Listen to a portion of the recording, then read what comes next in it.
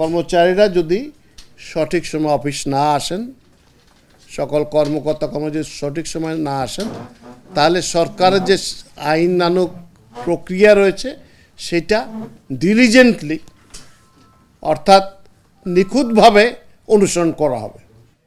প্রথম যে সভায় সে সভায় অনুষ্ঠিত হয়েছে একটা যুগান্তকারী সিদ্ধান্ত, যেগুলো সেটা হচ্ছে যে সরকার তার নির্বাচনী ইশতেহার অনুযায়ী শস্য, ফসল, মৎস্য ও পশুপালন খাতে 10,000 টাকা পর্যন্ত কৃষি ঋণ সুদ সহ মওকুফের সিদ্ধান্ত গ্রহণ করেছে।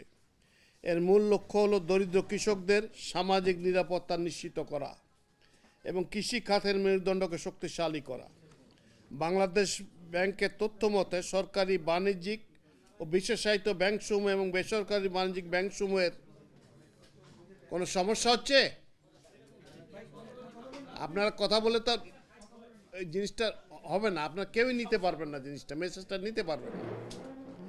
বাংলাদেশ ব্যাংকের তথ্য মতে সরকারি, বাণিজ্যিক ও বিশেষায়িত ব্যাংকসমূহ এবং বেসরকারি বাণিজ্যিক ব্যাংকসমূহে 25 ফেব্রুয়ারি 2026 পর্যন্ত সুদসহ কৃষকদের নিকট পাওনা রয়েছে প্রায় 1550 কোটি টাকা, যা এই মওকুফের আওতাভুক্ত হবে। এই ঋণ মওকুফ করা হলে দরিদ্র কৃষকগণ নিম্নলিখিতভাবে উপকৃত হবে। প্রথমত, এতে আনুমানিক 12 লক্ষ কৃষক, একদম সবচেয়ে যারা দরিদ্র কৃষক তারা উপকৃত হবেন। এর ফলে ক্ষুদ্র প্রান্তিক কৃষকগণ ঋণের দায় হতে মুক্ত হতে পারবেন, যা তাদের কর্মস্পৃহা বৃদ্ধি করবে এবং দেশের কৃষি খাতে উৎপাদন বৃদ্ধিতে সহায়ক হবে। ঋণের কিস্তি বাবদ যে অর্থ কৃষকের ব্যয় হতো, সে অর্থ তারা উন্নত মানের বীজ বা আধুনিক সেচ প্রযুক্তিতে বিনিয়োগ করতে পারবেন। মাথার উপর ঋণের বোঝা না থাকায় কৃষক পরবর্তী মৌসুমে নতুন উদ্যমে চাষাবাদ শুরু করতে পারবেন।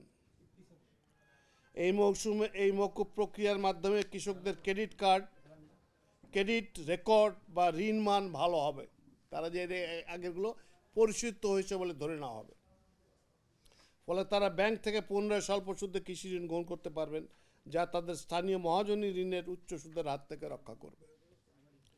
ঋণের বোঝা কমে যায়, কৃষকরা শস্য, মৎস্য ও পশুপালন খাতে আরও উৎসাহিত হবেন। এতে করে জাতীয় কৃষি উৎপাদন বৃদ্ধি পাবে এবং আমদানির উপর নির্ভরতা কমবে। ঋণ মওকুফের প্রায় তাৎক্ষণিক প্রভাব হিসেবে গ্রাম হতে নগরমুখী অভিবাসন কমবে এবং গ্রামীণ মূল্যস্ফীতি হ্রাস পাবে। উল্লেখ্য যে প্রাক্তন প্রধানমন্ত্রী বেগম খালেদা জিয়ার সরকারের 1991-96 সময়ে তখন 5,000 টাকা মতো কৃষি ঋণের সুদ আসল মওকুফ করা হয়েছিল,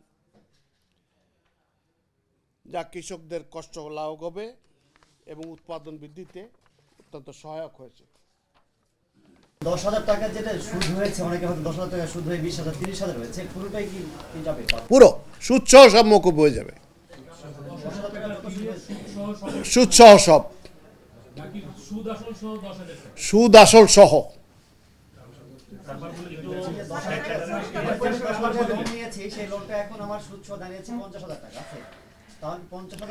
সমুদয় অর্থই মাফ হয়ে যাবে।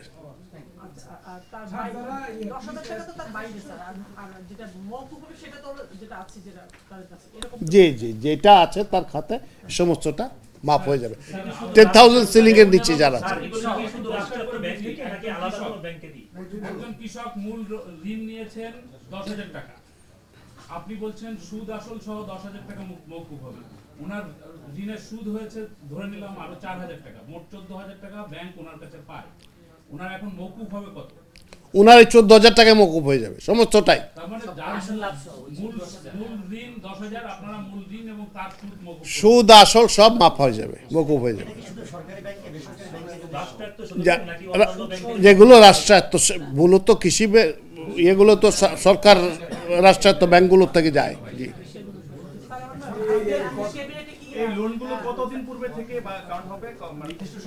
আমি এটা ডিটেল বলতে পারবো যে কত দিনের দিয়ে, সেটা আমি অত ডিটেলস আমার কাছে নেই এই মুহূর্তে। এটাতে প্রায় 15 লাখ বললাম যে আপনাকে, 15 লাখ মতো কিছু, 12 লাখ না, 12 লাখ, সরি 12 লাখ, 1500 কোটি।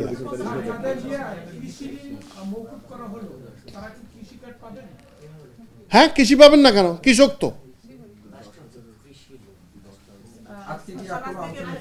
হ্যাঁ সংসদ অধিবেশনে রাষ্ট্রপতির ভাষণের বিষয়ে কোনো আলোচনা না, আজকে আলোচনা হয়নি। না, মানে মন্ত্রণালয়ে যারা মন্ত্রী রয়েছেন বা সচিব রয়েছেন তাদের প্রতি কোনো নির্দেশনা মাননীয় প্রধানমন্ত্রী দিয়েছেন কিনা, যেহেতু প্রথম ক্রেডিট? উনি প্রথম দিনই দিয়ে দিয়েছেন, তার পরবর্তীকালে আমার যেগুলো নির্দেশনা ছিল সেগুলো আমরা পাস অন করে দিয়েছি সবাইকে। স্যার আনুষ্ঠানিকভাবে তো আজকে ক্যাবিনেট হলো, স্যার প্রথম যেদিন 18 তারিখ ছিল 18 ফেব্রুয়ারি সেদিনও একটা মিটিং ছিল, জি। আজকে মিটিংটা তো আনুষ্ঠানিক, সেই ক্ষেত্রে এর বাইরে যেটা অনানুষ্ঠানিক কি ছিল আসলে বৈঠক? না, অনানুষ্ঠানিক প্রথম অনুষ্ঠান সচিবদেরকে সরাসরি যা বলার বলে দিয়েছেন, এবং ওর যেগুলা করলারি কথাবার্তা সিদ্ধান্তগুলো আসে সেগুলো আমরা পাস অন করে দিয়েছি, যে কর্মচারীরা যদি সঠিক সময় অফিস না আসেন, সকল কর্মকর্তা কর্মচারী সঠিক সময় না আসেন, তাহলে সরকারের যে আইনানুগ প্রক্রিয়া রয়েছে সেটা ডিলিজেন্টলি অর্থাৎ নিখুঁতভাবে অনুসরণ করা হবে।